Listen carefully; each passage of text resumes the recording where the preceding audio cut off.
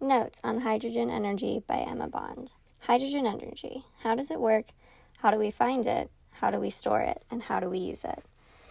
As our nation's energy consumption portfolio grows and grows, it is important to understand these energy sources we rely on. So let's look at hydrogen. Hydrogen is the first element on the periodic table. With only one electron, it can be found in liquid, gas, or solid form. However, it is most commonly found as part of another compound such as water H2O or methane CH4 and must be extracted.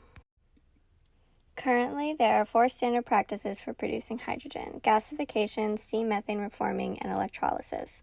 Gasification takes natural gas and in some cases coal or biomass and reacts it with high-temperature steam to create gaseous components so that hydrogen can become easily separable. In some cases, the resulting carbon monoxide is separated and captured for recovery.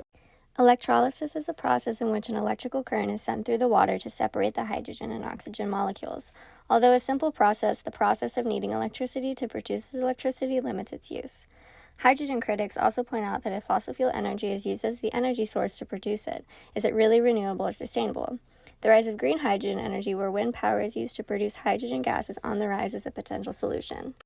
So now we have the hydrogen. How do we store it and how do we use it? The cheapest option is to send H2 gas through a pipeline. However, there is only 1,600 miles of hydrogen pipeline currently in the U.S. New pipelines are extremely expensive and difficult to manage.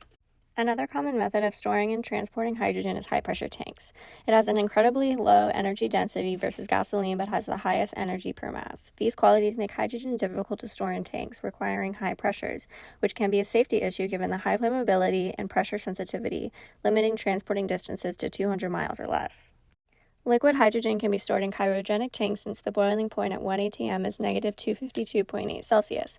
The process of cooling hydrogen to these temperatures is expensive but less of a safety risk for transportation. One of the newer storage options is underground storage. Cell caverns have the potential to store large amounts of H2, which can be absorbed into its porous and permeable rock with sufficient amount of cap rock to keep the gas from leaking out. However, these naturally occurring geological formations are limited to the Gulf Coast area. A case study from Poland found the average storage capacity per cavern is 0.09 terawatt-hour. Another project in Salt Lake City is utilizing a salt dome to store enough hydrogen to potentially become one of the largest renewable energy reserves in the world. However, many policy initiatives federally are focusing on the hydrogen fuel cell EV transportation industry and giving incentives and credits to those utilizing it. A few DOE proposals help further the hydrogen energy industry, such as the Clean Hydrogen Production Standard, which was developed to meet the requirements of the Infrastructure Investment and Jobs Act of 2021, which authorized $1.2 trillion in transportation and infrastructure spending, with $550 billion going toward new investments in programs such as hydrogen storage and fuel cells.